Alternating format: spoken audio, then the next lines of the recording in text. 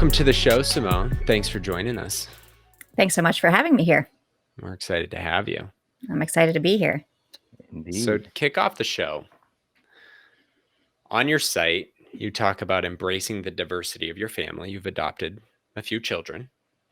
And in that, you talk about seeing color. Mm-hmm. And of course, all too common these days and historically to erase the memory of racism, we like to hear ourselves say, I don't see color. By we, I'm using the universal we, of course. And you straight up say, we see color. So my question is, how did you come to embrace that mentality? One of which I certainly agree with, because I think it's important to acknowledge that these things are there and there are historical implications to that existence. And just by saying we don't see color, you're denying the reality of the world. So I'm curious to understand that journey for you. Absolutely. When you have a multicultural family, to say that you don't see color means that everybody isn't on the same equal plane. We see color, we respect the colors that we see, and we want each of our children to be proud and have self-esteem in exactly who they are. And for us, it's really important to say, that yes, I am Black. Yes, I am white. Yes, I am Asian, whatever you are. And to see that person for exactly who they are. There's a great quote by Maya Angelou that said, not exactly, but every human is integral to the fabric of society, no matter their color. And again, I think that is, we all make up this amazing fabric of society, and we have to see each other for who, we are. Otherwise, how do we respect the other person if we say, oh, I don't see your color? I just see you as a human. Yes, because you're proud of being Black or you're proud of being Asian, we should see you for who you are. It's so for the it's such an interesting thing that I personally believe is necessary because of historical context. If we were all born on the planet, everybody born in different regions of the world, and our pigmentation and our physical appearance were just a matter of where we were born, which is essentially what it is. More melanin in an effort to block out UV rays.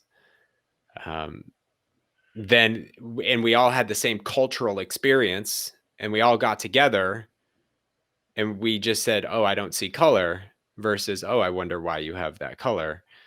Okay, that's one thing. We could easily come to that equal state, but with historical context, it matters to the life experience of Rodney versus me. And I don't have to call him, but I'm curious. Yeah. Because you said, we're not in an equal plane if we don't see it. I want to go into it a little bit more, because I don't know, in that, even in your example, Keith, I don't even know if that would be healthy. I think, but I'm curious what you think, Simone. Before I share anything, I'm just curious what you like. What is it? What is it that happens to somebody when you say I don't see color, or to a group? Like, what is it that you've seen? I mean, it just depends. I think, people think that the proper thing to say is that I don't see color. I think that's what society has conditioned us to say, like, those are the appropriate words to use, basically to start the anti-racist conversation. But I don't think that is, I don't think it's valid, again, because I think that, do you not see blue and red when you look at the American flag, right? You do see color. So when you look at a human, you should see them for exactly who they are. But what you should also see is that, it doesn't matter, what color anybody is. It's that their value is always the same. And I think that's really the biggest piece. And but I do think that society has conditioned us to say, oh, I don't see color, because people feel like that's the appropriate thing to say. Do either of you know which generation was it? The greatest generation that started that? Because it was very much generational. Like there was a sentiment of, and I think it got conflated with what you just said, Simone. I don't see difference, or we're not different, and that was, I think, the original idea behind this statement. It just turns out that it's not necessarily equal. Saying I don't see color, and then adding the historical context, Keith, that you were just talking about. It's like, well, there's still some issues that are based on the differences in colors, so something's not adding up here. But no, I think that's helpful. I think there's also kind of an element of erasure, um, when you tell me you don't see my color. Like it is to Simone, you said it beautifully. Like if we were looking at the rainbow, I see red, orange, yellow, blue, green, indigo, violet. I see those, unless I'm colorblind. If I'm colorblind, then I see different shades, but I still see like it's not all the same. And in not acknowledging my differences, you don't acknowledge me. And I think uh, that's a big part of it. I mean, I think it's a part of respect, and at least for me, this is the way I see it: is that by acknowledging color, by acknowledging race, by whatever you want to acknowledge, it means that you're learning. And for me, every day is learning, right? Like it's okay to make mistakes, but realize that there are so many different people out there in the world, and we're different in so many ways, and that's what we Mhm. need to embrace.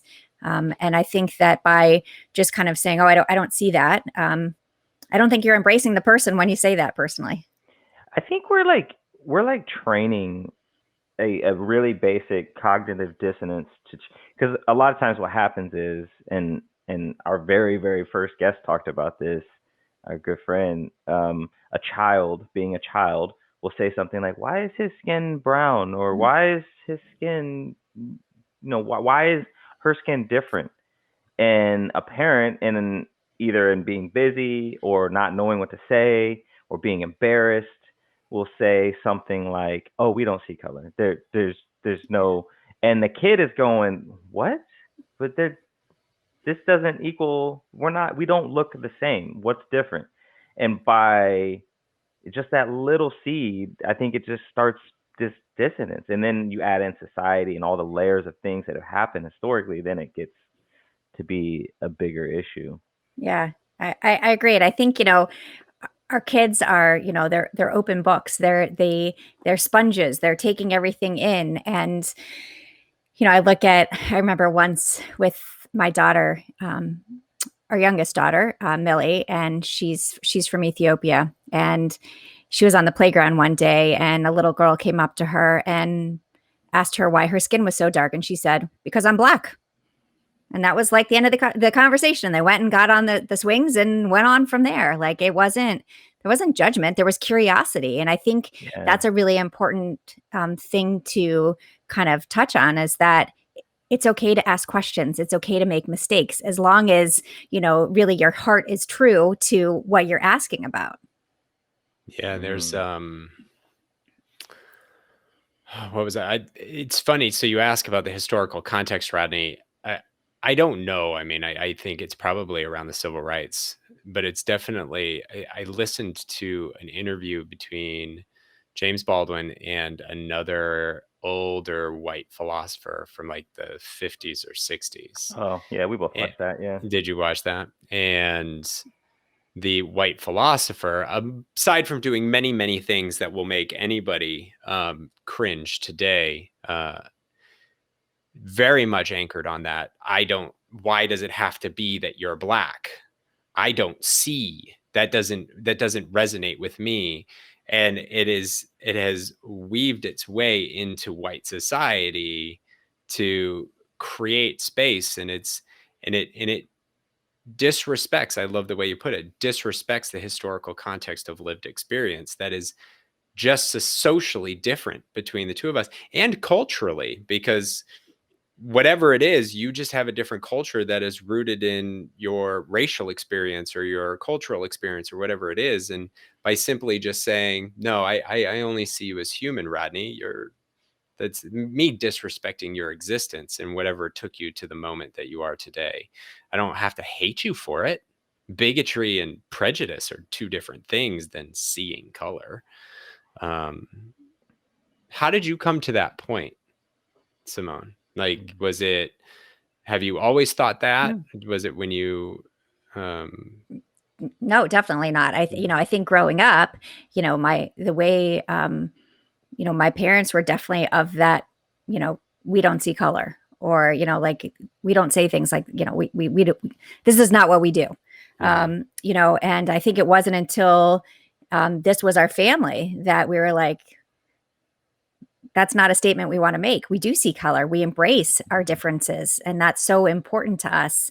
But it did take having this family to have that kind of realization that, wait, that's not the way to look at things. What was it about having first, for the audience's purposes, what is the dynamic of your family? Good. Yeah. So we have 6 kids. My husband and I have been married for almost 28 years now, and our oldest 3 look just like me, and we adopted our youngest 3. So we have 2 children from Ethiopia, a boy and a girl, and a boy from South Korea. And it's exactly how we want it. It's exactly how we love it, and we are very proud of what we bring, to the world, I would say, because we do embrace life exactly how we see it. And so what about that, the adoptions? Did you adopt your 2 from Ethiopia first? No, so Noah was our first adoption. So he was from South Korea. He came home at 4 months old. Then we adopted Ari from Ethiopia. He came home at 4.5 years old. And then Millie, also from Ethiopia, 2.5 years old. Well, Keith, I know you have a train of thought, so keep going, and then Yeah. So what in that experience? Because I mean, it's easy to see how someone could say, "See, I don't see color," right? Mm-hmm. I'll adopt anybody. What changed your mentality? I don't want to say mind, your mindset, your mentality on that issue, after you adopted Ari and Millie. Yeah, I think really understanding that you're not truly honoring that person if you don't, if you don't see them for exactly who they are. I can never, walk in their shoes, right? Yeah. I can never walk in anybody else's shoes, because our experiences are never going to be the same. But I can show them, the respect that I believe every person deserves, and that is by respecting them for exactly who they are and understanding that being Black versus being white is a difference of color. It's not a difference of judgment. It's a piece of who you are.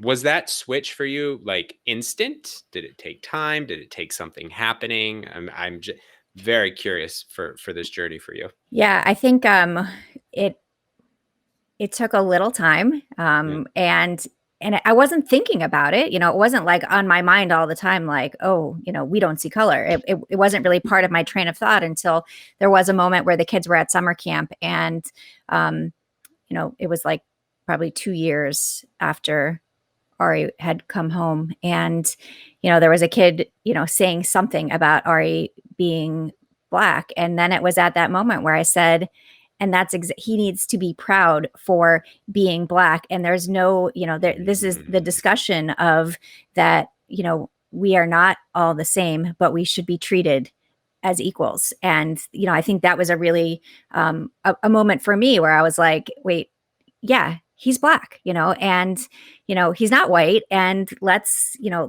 have that conversation, because you shouldn't be colorblind, because that doesn't honor who he is. That's good. I have one last question on this train of thought, and then Rodney, I'll pass the baton. But I think that's awesome, because I'm super invested in this conversation changing. Like, we need to stop saying I don't see color, just because it really adds to the current and historical frame of, race is no longer a problem in this country.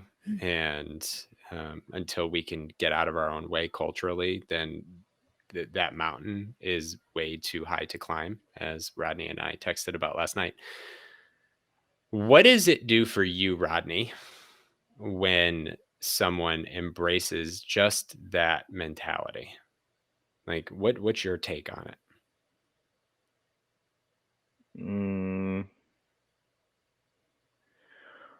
What does it do? I don't know if it does anything for me per se. I mean, I'm always happy to have the conversation either way. I'm happy when somebody sees it that way, but I don't think it Does it does. have an effect on you when someone says, "I don't see color"?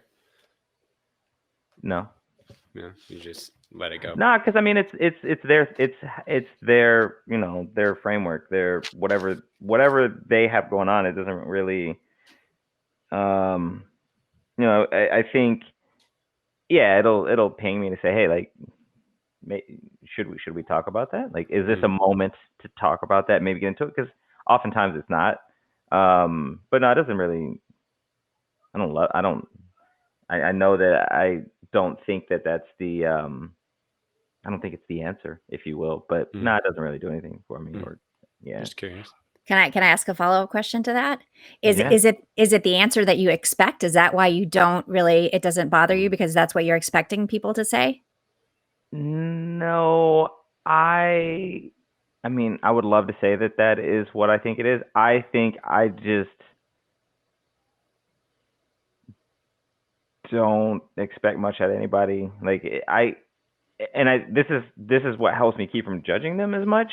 It's just like whatever, like, because I think it would be easy. Oh, I know it's easy to look at somebody and say, I bet that person is a person who says, I don't see color. And instead, I'm just like, I have no idea if they would say it. And then if they say it, it's like, oh, okay, that's what they think. And then we can either go into it or not. I wish that was the reason that it didn't really do much. But I think it's more of a judgment thing as to why it doesn't do much for me. Like a lack of judgment to the sentiment either way. Because there was I've said I don't see color. I've said that before, like growing up. So yeah. It's very Buddhist. I do have another question about adoption though. So you have some adopted kid. What was the family's thinking in going into adoption? We've had one other guest who's adopted a daughter. I think it's the only one. That's the only one that we know of. Yeah. But yeah, what was some of the things that went into those decisions? And it's multiple. Yeah. I think that really the background is that we still feel that there are so many amazing kids in the world just waiting for a family to love them, and we could be that family. And our kids were, our older kids were, totally open to this discussion. I'm sure it looked like a really cool thing. Ooh, we're getting a new sibling, but we actually made it a family conversation. Which is funny because, like, if we were going to give birth to a child, we didn't ask the other kids what they thought. That was kind of like, oh, we're just doing it, Yeah. But when it came to adoption, we sat down as a family each time and kind of talked about it because, it takes a village, right? Like it's not just me. Once you hit 3 kids, you're getting to, zone defense almost. So beyond that, it's a lot, and everybody has to help out and participate. And so we would do a family vote. And I think one of my favorite stories, and, I'm really, my goal in life is to raise good humans. That's really my ultimate goal. And so we have 5 kids now, and we sat down at the table to talk to them about adopting again. And, we took a blind vote each time. So this was, blind vote number 3. Obviously, when they were little, it was kind of like, Thanks for your input. Yes, exactly. But this time, now we're talking 6 kids. The minivan will be completely full. Yeah. Like this is a lot. And, instantly we handed them pieces of paper, and instantly Olivia wrote down her answer, pushed it back to me, like without me even finishing my sentence. And I said, Olivia, you didn't hesitate. And of course, everybody voted yes. But I said, you didn't hesitate. And she said, Mom, we're talking about the life of another child. How could anyone vote no? I'm like, okay, raising good humans. I'm doing my best. I'm trying. Yeah. Along the great, Keith. I was just gonna say, how old were your kids when you first adopted or Ari and Millie? So for Ari and so Noah, when we adopted Noah, Jacob was 10 because he actually went first. That's right. He went with me to South Korea to bring Noah home, and so that was a really fun experience. Yeah. And then, so Jacob is 24 now, and Millie is 13. So he went with me. Each time we brought different kids with us to have this experience. And so when we brought Ari home, we took Olivia and Emma with us, and they were like 7 and 5 at the time. And that was a really interesting experience, kind of seeing this journey through their eyes, right? And then the last time Jacob came with me to bring Millie home, and he was. So, okay, do math for me. Help me out here. he's 23. He's 11 years older than her. So he was 13 when, so. Got it. Yeah. It's too early out here in the left coast for math, especially with the night ahead. But it is, that's cool. You made it a family discussion. I like that. I like that concept. It's been a conversation that we started to have a little bit. Any tips you would give somebody who would consider adoption? Yeah, absolutely. Patience, and don't give up. I think a lot of times we approach situations and think, oh, it's never going to happen, or this, I've waited so long. What's the point? I'm not going to continue waiting. It's not going to happen for us. And I really think patience and having conversations with other people so that that you're not alone. I think that's a really important piece of everything in life, is that, knowing that the struggles you're going through, other people are struggling as well, and kind of reaching out and having those human connections so that you really feel like it's not just you. And, it's the best 3 things, we've ever done. Okay. Other than the other 3. So it's the best 6 things we've ever done. But yeah, I mean, I just think for us, not just, in terms of having a bigger family, but seeing the world in a completely different light. These our kids, our younger kids really, they started at a place of loss. When you think about it, Ari was 4.5 years old. And he lost everything that he knew. And, and so, our place is to try to just, support him and kind of, build pieces, back up, not to replace. I mean, there's no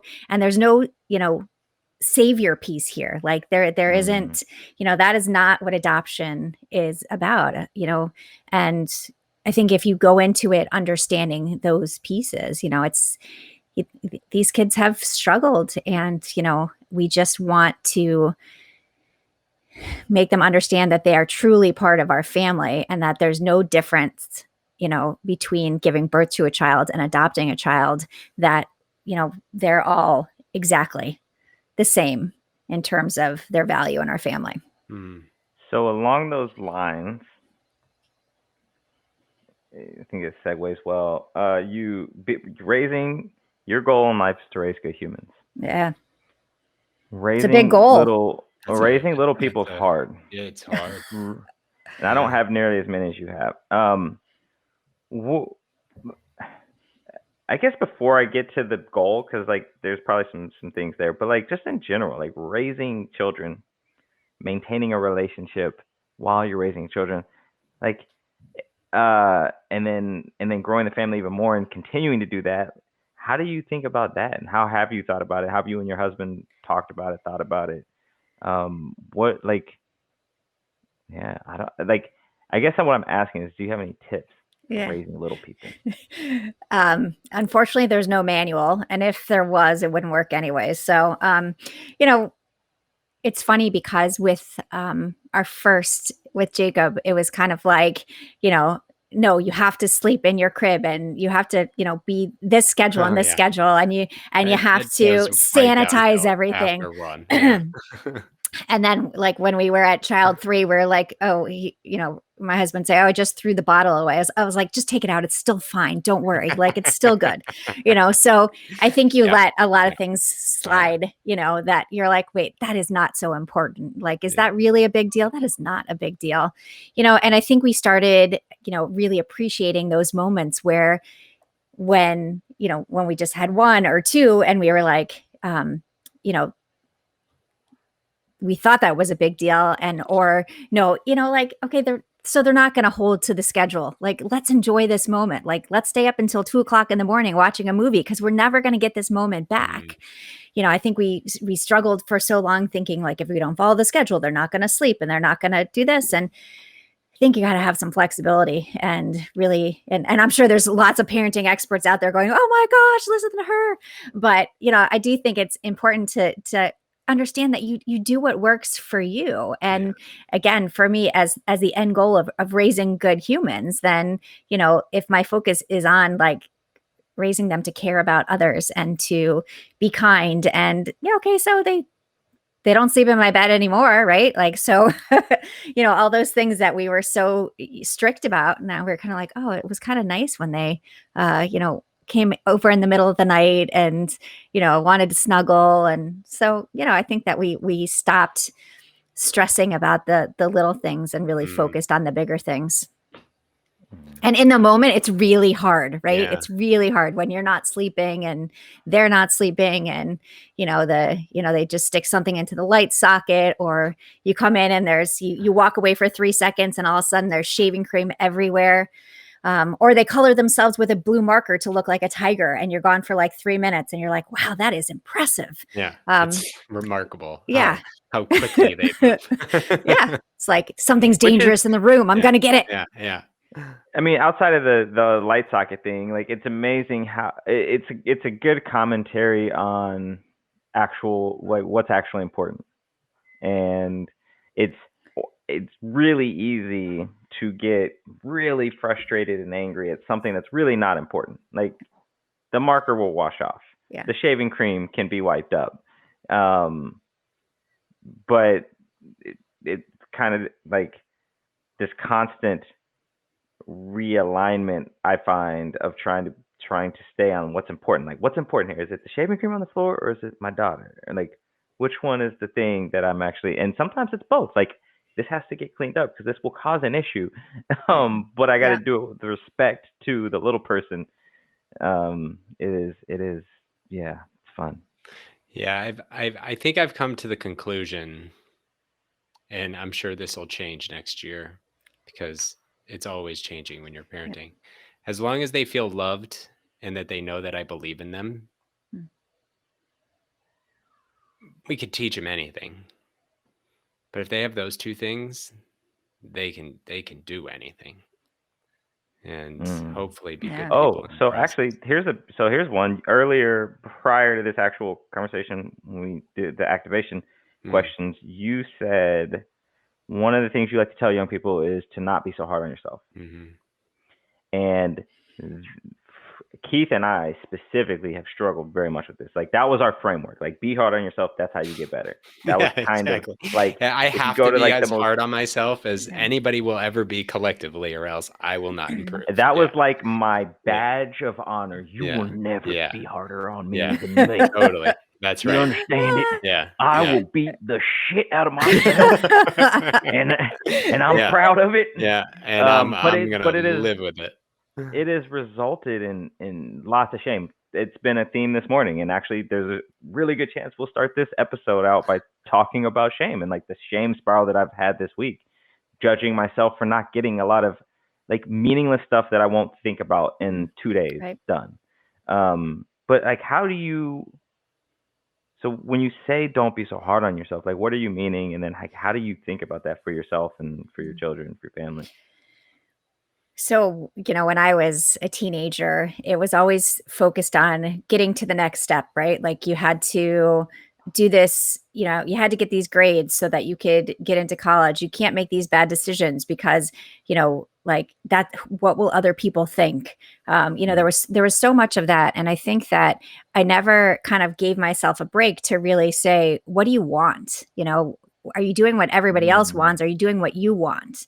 And it took, I'm 48 years old now. It took until just a few years ago where I realized what I really want. I've tried many things in my life for professionally, and what I realized is that I really like being a storyteller. I like having conversations. I like putting messages out there.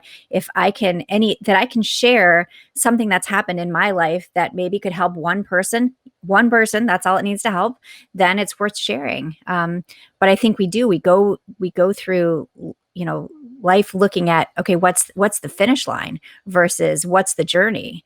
And so if I look back at my teenage self, I would have said, take a step back and enjoy the moments that you're having instead of rushing to get to something else. And, luckily it worked out good for me. But I mean, think about it. I got married when I was 21 years old. Oh, wow. You know, Mm. I had my first child at 24. My oldest son is now 24. Like, hello, no way. Yeah, do not. you know Yeah, yeah, and I'm really big about, don't rush through this. This is life. Like, yeah. you're supposed to be enjoying these moments. So don't be so hard on yourself. Like, everybody makes mistakes. It's important to fail so that you can learn from it and move on. But I think so many times we're our own worst critic, for sure. And really taking that step back to say, does that really matter? Are you hurting anybody else by what you're doing? Are you helping anybody else? Really taking that step back, I think, really kind of, for me, it works really well to look at things that way. I want to um, take the journey. So, Hold on, real quick. I just quick comment on that piece yeah, too. yeah, yeah, Before, yeah. as you were going through that, Simone, I kind of thought of like, what do you want, and then you just added the, what's really important. It kind of they're kind of grounding questions. They almost help pull away the expectations. And I think a lot of those voices in my head of me beating myself up were actually self projections of like what I thought my parents wanted or what I thought Mm. other people wanted or needed of me. And I was beating myself up and trying to hold myself to these standards of things that I probably didn't actually care about, which caused a lot of Yeah. confusion. And Yeah, so for that's sure. I mean, a great when way. I was, you know, um, for me, it was, okay, what did I do? What did I want to do versus what I did in school? I went to college for accounting. I have a master's in accounting and I'm a CPA. What did I want to do? I wanted to be an actress. What did my Mm, parents say? No way. yep. So like a lot, and I have my dad passed away 2 years ago, but I have Mm. wonderful, Oh, sorry to hear wonderful that. parents. Thank you. So but it was me, right? Like I didn't know truly what I mean, I say I wanted to be an actress. Did I know anything about it? No. But like, I think that we forget that, again, we have this one life, and we should want the things that we're doing. We shouldn't just do it because other people are expecting them. Certain things we have to do. Paying the bills is one of them. But I mean, you know, the expectations of other people, it really should be, we should be looking at ourselves and saying, you know, um, you know, stop being so hard on yourself. Like, these things all get worked out. It's On some, and sorry, Keith, on some level, it seems like we're kind of, our society is kind of built around this, like, do what's expected. I just kind of started thinking through college. Like, most people do not do what they got their degree in. That's broken. Like, we treat it as a badge of honor. Like, oh, I don't do what I studied. That's a waste Yeah. of time and money. Like, why yeah. is that? That's not good. But in culturally, we're kind of like, oh yeah, well, you know, got a general major, and now I don't know. It's just, or a specific major. I'm sorry, and like, I don't do that, and that's okay. Like, I don't know why we look up to that or why we allow that. are we really old enough at, 18 years old to know what we want for the rest of our lives? I mean, I think that's like, a grounding question that, I always look back at. And that's when I look at my kids and, I have one that's doing a master's right now and two that are in college. Like, choose something that you love. And understand that it may change later, because it changed for me so many times. And again, don't look back in yourself and say, well, I can't believe I did that. Say, okay, this piece of my journey, got me to where I am today. Right. Yeah. So these decisions, like, you wouldn't have met the person that you met, or, all of those kinds of things. But I agree. I think that, at 18 years old, 17 years old, when you're applying, whatever, like, you're too young to know what you want. I mean, I mean, I Brain's think, still developing. Yeah. yeah, unless you're fortunate enough to have that in you, and there's so few people do. And I think the people that do create an unrealistic expectation for the vast majority of us who think too much about what and not about the things that we just get energy out of.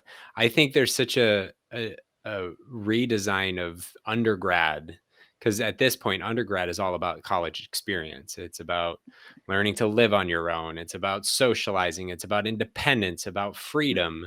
So why can't it be about exploring degree? Why is it that I can't get a degree and just try different things and experience different things? And then if at the end of 4 years you really find this is what you love, then you go into, I don't know, an apprenticeship or some sort of expertise, because that's what a master's is at this point, and a Right. PhD. It's like, okay, I just got 4 years of an accounting degree. No one's going to take you on as an accountant, Right.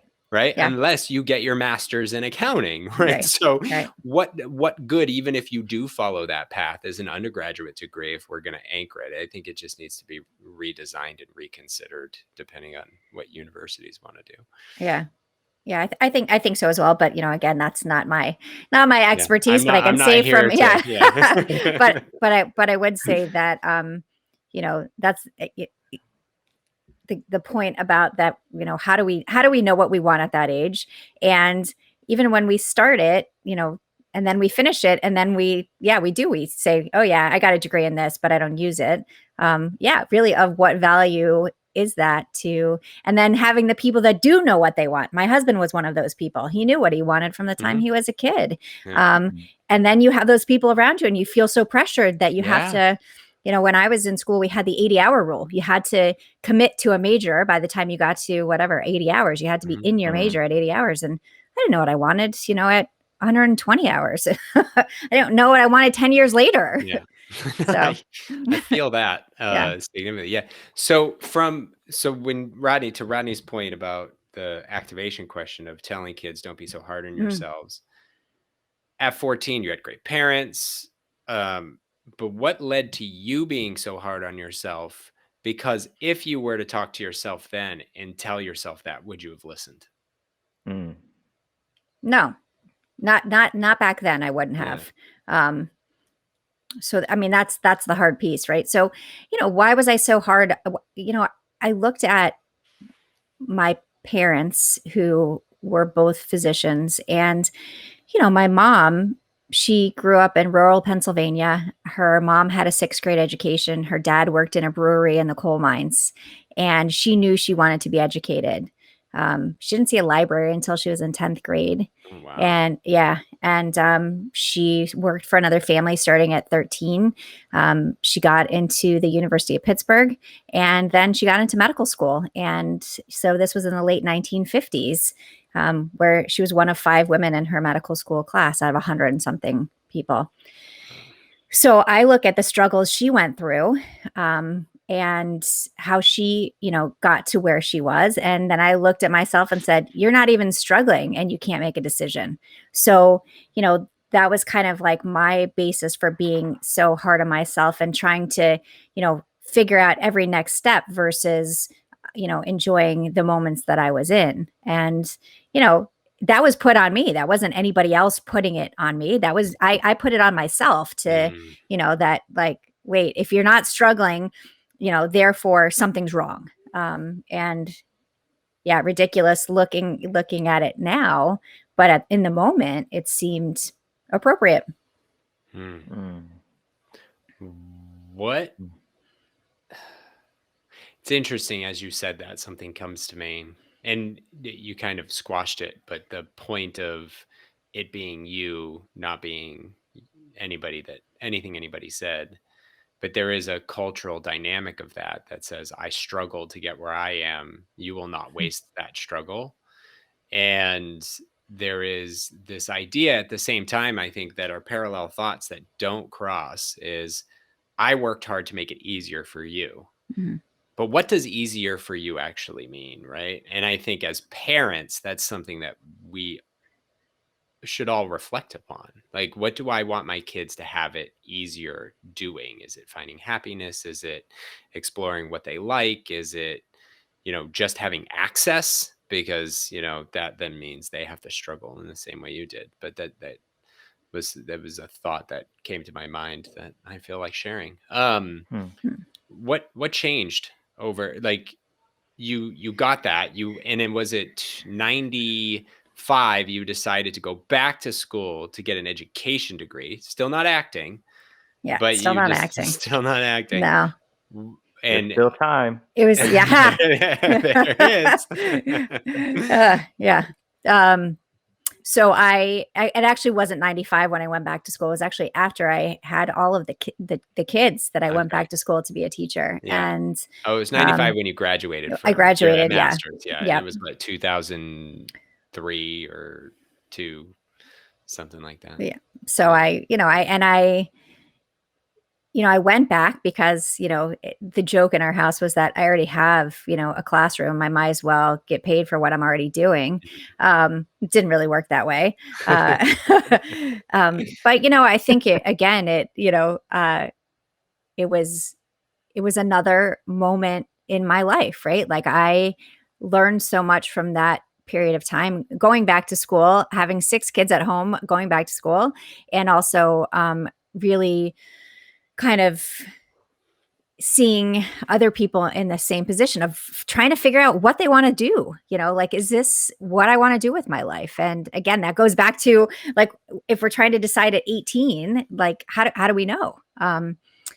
And so, yeah, I did that for a bit. I worked only for about 3 years as a teacher, and that's a whole story of, salaries in the teaching world. And childcare for 6 kids actually tends to cost more when you really want to spend the time um, before and after school with students. Yeah. You really can't make those numbers work. And, which is honestly ridiculous that that's, how certain things in our society work. Yeah. But I really took a lot away from, those experiences. And again, a moment of my journey that I'm thankful that I had. What made you My go to mom is school a for go my ahead, mom is buddy. a teacher, so I'm very familiar with that part of like the there were a lot of back and forth. Like she was sometimes just stay at home, sometimes she was at school, sometimes she was a substitute teacher at our school, sometimes she Mhm. was a full time teacher. And she's been a full time teacher since we were probably in middle school. But like for me, looking at her salary versus what she does has always been confusing to me. And I actually did a speech my junior year breaking down the salary of Michael Jordan to the second, Wow. and then doing like a firefighter and a teacher, and like where's our value, and then the final question was just like, what do we value?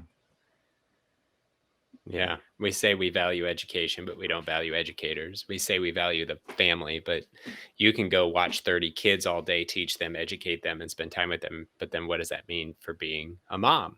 Right. And Right.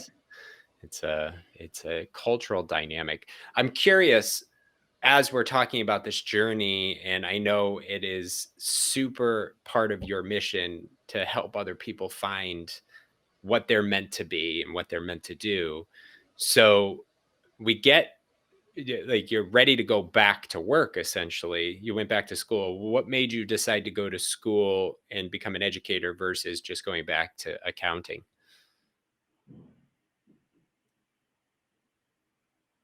Did Because we my parents Oh, said, that, hey, you're really good at math. Do this. Obviously, this morning I'm not so good at math, but No, we're Simone, good. We're good. sorry, We're good. did you catch it? Yeah, Oh, OBS is good. Yeah. We're good. okay, totally missed the first part of that on my Okay. side, but yeah, Oh, sorry. Yeah, I just got a frozen Simone there for a second. I thought got it. I Oh, asked okay. a Yeah. am sensitive I question. am Okay. I Yeah, unfrozen? you are back Yeah, you're now. good. Yeah, Okay. yeah. Yeah. So, when I mean, that was one of those pieces of, again, my parents were fantastic, but they did have these certain expectations. While you're in our house, you follow our rules, and yeah, they put in their time to get the degrees and that they had. And I think that they did look at things that here follow society's norms of you become a teacher, a doctor, an accountant, a lawyer, these kinds of things versus following your passion. And so yeah, I didn't ever love it. I did work in it for a few years when I first got out of school, but I'm not a person that loves sitting behind a desk. Not that all accountants do that, so don't get mad at me, accountants out there. Um, but I didn't feel like I was making a difference. I mean, that's an important piece for me. And as I got older, I kind of realized the things that I really liked and the ways that I wanted to make a difference. And so I went back to school to be a teacher, and then reality set in of that. This is with 6 kids, this is really hard to do and not be paying someone else to do it for me. I mean, it's crazy, but that was my reality. Mm. Yeah. Mm. Oh, Did you man, did you like teaching? I mean, I know you took a lot away from the value of teaching. Did you enjoy it? Yeah, I enjoyed it a lot. Actually, Yeah. one of the experiences I had from during my time as a teacher was that we ended up with a foster child for 9 months. One of the girls in my class, she had been gone for, I don't know, a week or two. And it turns out that her parents had been arrested, and she was at 10 years old, was in a teen shelter because there wasn't anyone to take her in. And so when I heard about it, I called my husband. I said, "What do you think?" And he said, "Bring her home."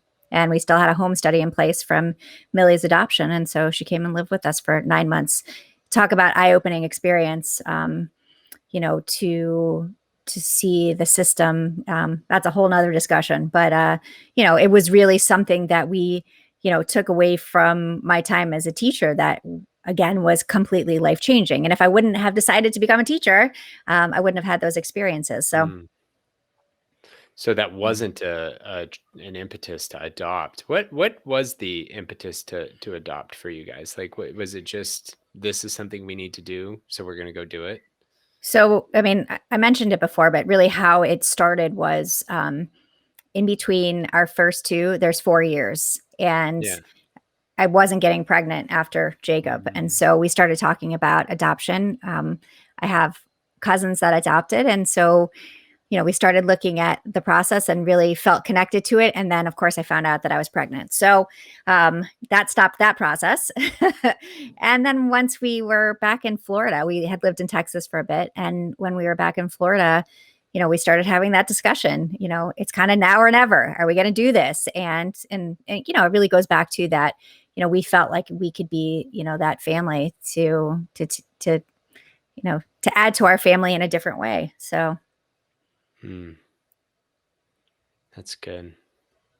So after teaching, did you go back to you left school, take care of the kids again? Is that Well, am I for a little bit, and then I had an opportunity to go into medical sales.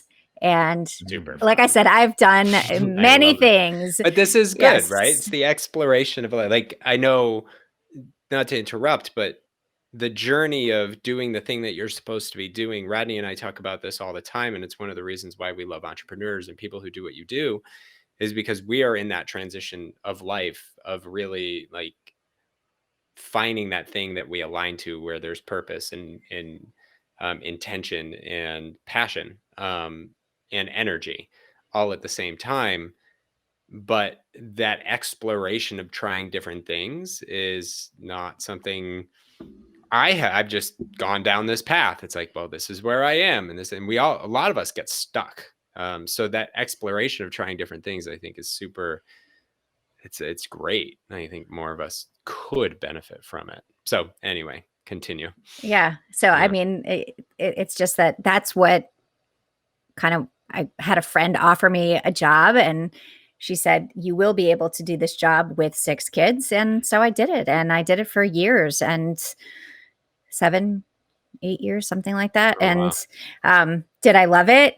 No. Did it pay well? Yes. But what I did really like about it was, the human interaction, the human connection piece.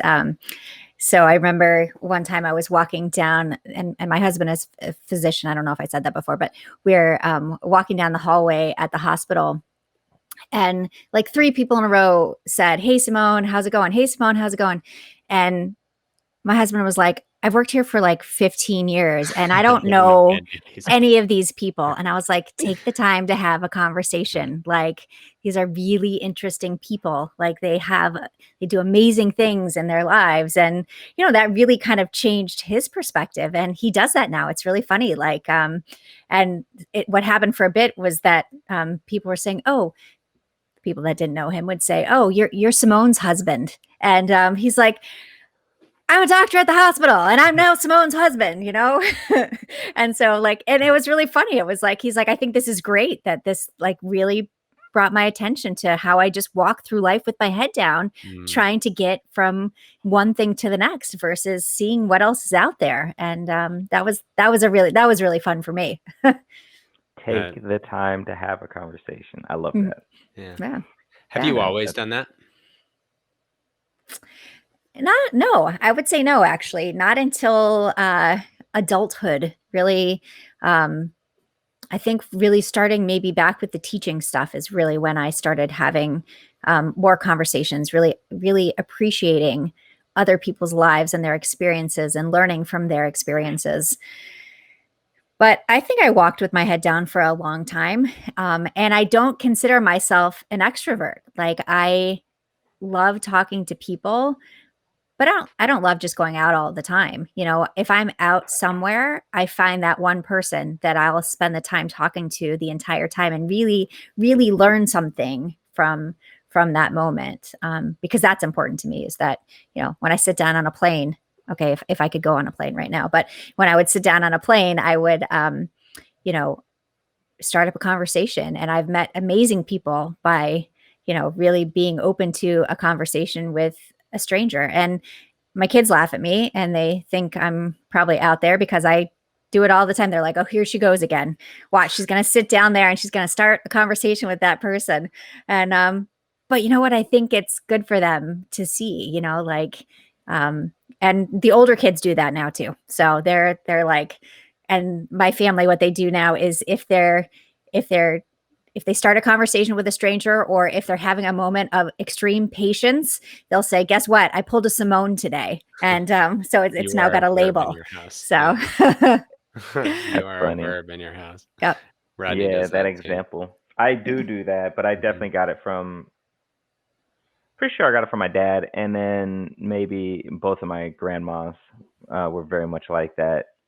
And yeah, no, I love it. I think it's one of the things that's come out of having a podcast, is getting to stop and pause and have a conversation with people, and then people listening and saying, "Oh my God, like, where'd you meet them?" It's like, I met Simone in Clubhouse. I just listened, and then like I met this guest at a panel, and I met this guest at a train station. I don't know, like my neighbor. Like, people are just interesting if you give them a second to talk and stop judging them for whatever, their haircut. You don't like the haircuts, I can't talk to you.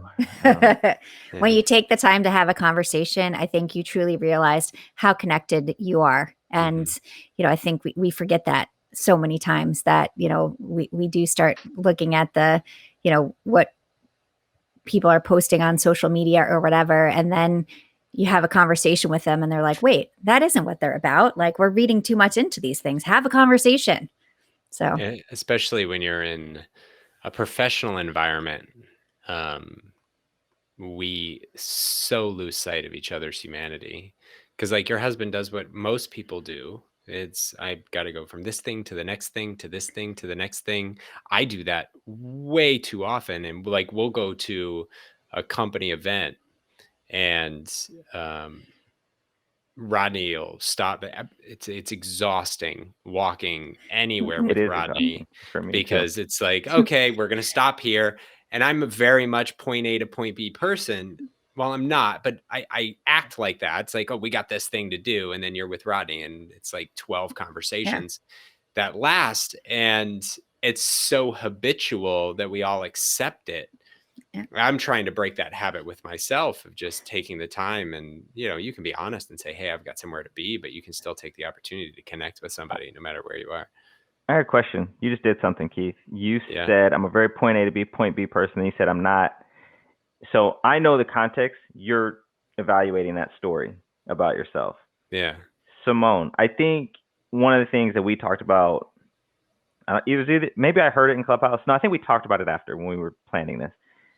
You talked about, I don't know if you were sitting at some, I don't know if it was Tony Robbins or something like that, or you were listening to a motivational speaker and you were like, and they were like, this can be you, and you're like, this can't be me. Yeah.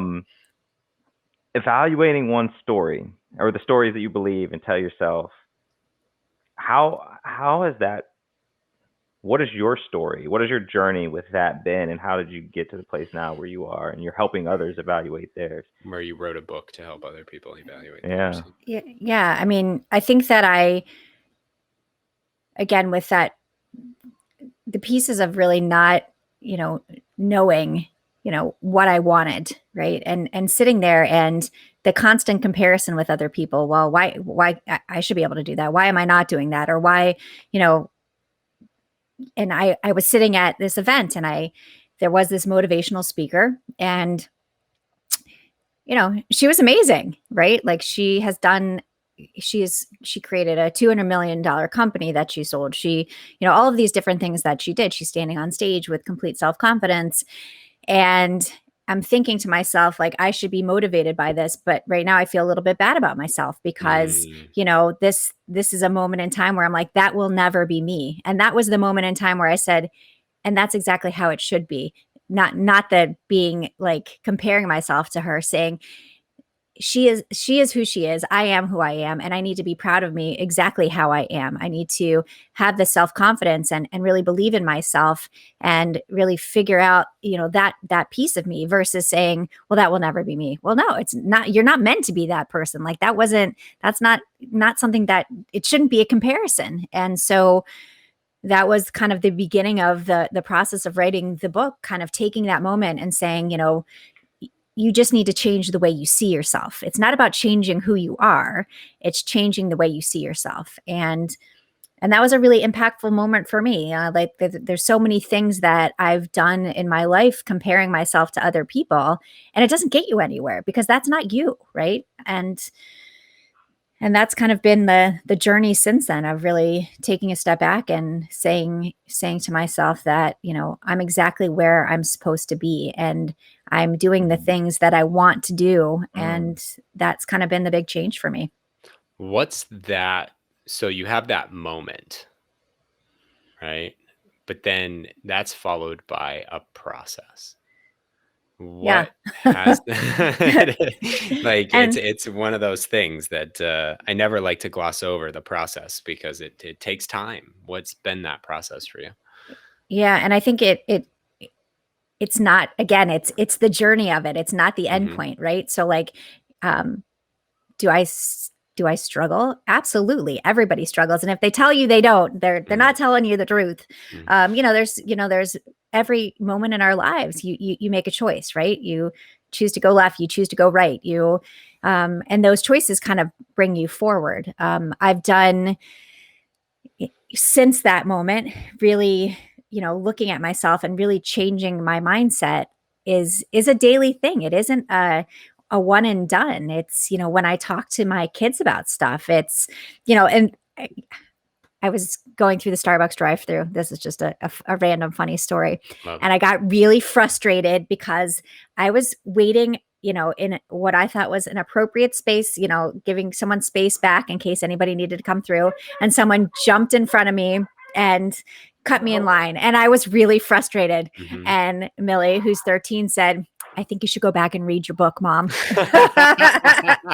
And I was To like, take your own advice. yes. I was like, you know what? You're right. I mean, again, so like to say that things are perfect, there's no perfection. There Yeah. is everything is always a work in progress. But to really accept myself, you know, who I am, exactly how I am right now. So do I struggle with weight? Yeah, I struggle with weight, but I make those choices. I make the choice to drink wine instead of not drinking wine, right? So like if I just said like I want to be this because, that's what everybody else sees me, am I happy doing that? No. Like this is who I'm meant to be. I have curly hair. For years I straightened it because Mm. did I really like it better that way? No. Was it a shit ton of work? Yeah. And you know what? Like I like it the way it is. And I was trying to be something that I truly wasn't. And it was that, and that was the beginning of the realization of that, this is who you're supposed to be. You're supposed to be you, not anybody else. I was up in Boston, and I saw a nanny with two kids, and one was trying to copy the other kid exactly. And she's like, stop trying to be Peter. He's already taken. And, I was like, oh, that's such a great thing for, the nanny to say to this kid. Mhm. But it's true. Like, I think we have to be proud of who we are, and, and it's not a one and done. It's a constant, conversation of, it's in our house, it's can't means won't. So we don't use the word can't because Mm. it just means you're not even going to try. And you're not Um, taking accountability for it. yeah. Yeah. And labeling myself of I'm just a stay-at-home mom. You know, I'm and going back to the, oh, that's Simone's husband. I'm just Rob's wife, or, all of these things where these are all pieces of me. I am a mom, I did stay at home for a long time, and I loved being home with my kids. So when I said, oh, I have to take time off for my career to raise my children, like, this is such an important piece. It's not like I don't have to explain it to anybody what I'm doing because, again, I want to raise good humans. So I think we have to stop labeling ourselves, and that's one of the biggest things for me is I don't do that. I'm just, or I can't, and I think that's been really really helpful as I move forward. The comparison thing is something my wife and I talk about a lot. Keith and I actually talk about it a lot. One of my favorite coaches, Jim Harbaugh, was asked in an interview about two different players one time, and he said, "You know what? I don't compare players because I don't compare people because in a comparison, one person is diminished." And that's really stuck with me. And then listening to you talk there, like the kind of the fact of how our brains work, we understand things with how it relates to other things that we know. So we just naturally compare. Like we just that is how our brain understands how we understand you versus Tina over there. Right. But it's like the unchecked comparison where judgment and envy, jealousy, who insert any number of things creep in on top of that comparison that keep us from kind of just seeing it as it actually is Mhm. and seeing it for back it's seeing it instead of seeing how it is, seeing it how we want it to be. This is why I think the grass is greener, because we look at Tina over there, it's like her house is so perfectly manicured and she's such a great pole vaulter because apparently I want to pole vault.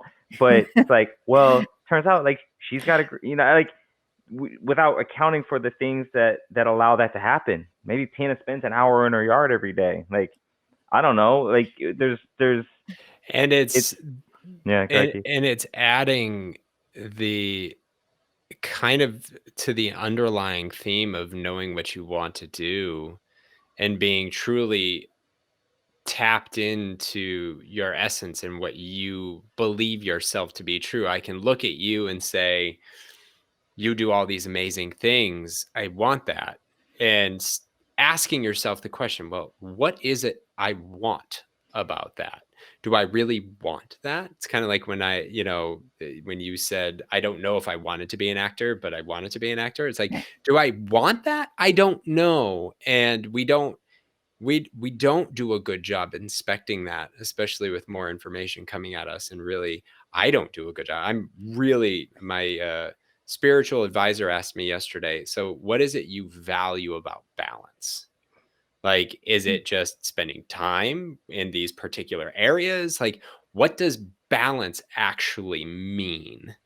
And I'm in a mind twist about it right now. Like, I'm really trying to explore and understand, like, what do I mean when I say I value balance above most things, right? Mm. So inspecting that, and like, I'm really curious, and we're coming up on time, if you can believe it, because this is a lot of what you do and you help other people find.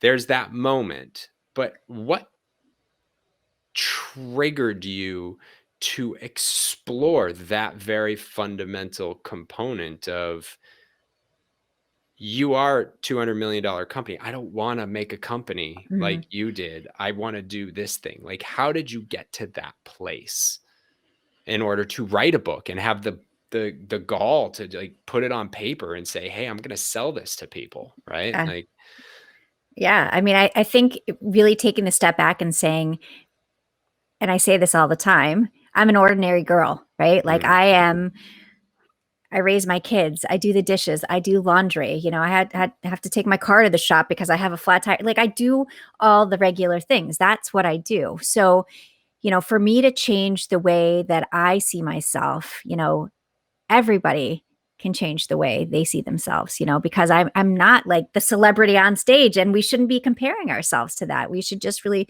take a step back, and going back to the what we want to do. I'm going to add this one story because I think it's important. go. I climbed Kilimanjaro 6 years ago, and um, I'll have people say to me all the time, I could never do that. And my question for them is, do you Do you want to want do to? it? Do you want to do it? Mm, No, I would never want to do it. I was like, okay, so it's not I could never do it. You don't want to do it. Like, so again, changing the way you mm, you talk about those things too, because you're putting yourself down for something that isn't even in your realm of desire. So mm, so so don't look at that piece. Look at it as, no, I would never want to do that. That's fine, but saying that you could never do that is a whole different ball game. mm. Mm. Um, Oh, that's good. That is good. And I guess even with that, like the celebrity on stage part, wanting to be that, it's like, well, do you know all the things that go into that? All the trips and traveling and time away from family and time away from friends and no obligations, privacy. like no privacy. Do you want that? Yeah. Yeah, that's Yeah. fascinating. So, Or I can you mean, deal with Mm. that? Yeah. yeah. So I think that's really, those are the things that I started looking at after that moment. Like, do I want to be that? Is that what I want? No. So why am I looking at that? Like, Mm, look at what I want, and, the things that I can do, anything I want to do. And I truly believe that after I climbed Kilimanjaro, I'm like, okay, I can do this. Like these things are, and, but again, it's going back to, is this what you want? When did mm, you first determine that you wanted to climb Kilimanjaro? Huh? Um, so it actually is one of those moments that just kind of happened where, and again, the way I tell my story versus it's my perspective, and I think perspective is very important. Mm. Where a friend of ours had climbed it the year before, and he called my husband and said, "And there's going to be a trip this year. Are you interested?" And in my mind, my husband said, 1, 2, 3, no, thank you. Call Simone. And he did. He called me, and I said, I'm in, like a challenge mixed with philanthropy. We were raising money for the Live Strong Foundation. And I was like, I'm in, and did I ever climb anything before? No, I went camping a few times. Like this was like a brand new thing for me, but I wanted to do it. And I really wanted to challenge myself both mentally and physically. And again, life changing. But it wasn't because someone else wanted me to do it. And mm. you know, it was because it's what I wanted. Wow. Mm. We are wanting to talk for much longer because there's a lot more to go through and unpack. But we are at time. And we always Thank you end for with joining one us. final question. But Yeah, first, thank I'll you. take it to the final, and but at first I'll say thank you for being gracious with your time and your spirit and your energy, so much energy, and your Yeah, Thank you. chillness. this has been Your great. chillness. It's just Thank Yeah. you. that's like the thing that strikes me. One of the things, but Thank you. just I really enjoyed this. cool as So. a polar bear's toenails. Ooh, I like that. I think That's I'm going to good. write that one down. We'll No, thank Outcast for that this one. is this has been great. No, yeah. So our final question is always, what do you want to leave the audience with? What do you want them to think about or remember? So what I'd really like them to take away from this, and that don't put limits on yourself. You know, okay, you want to be hard on yourself. If that's what you want to do, okay, be hard on yourself. You know, I don't think you need to be hard on yourself. I think that really looking at yourself in the mirror and saying, you know, changing the way that you see yourself, knowing that you're capable of all of these things, that it's inside of you. And you just have to, you know, want to do it. We all have that special piece inside of us that moves us forward. And we just have to recognize and realize that it's there. Mm.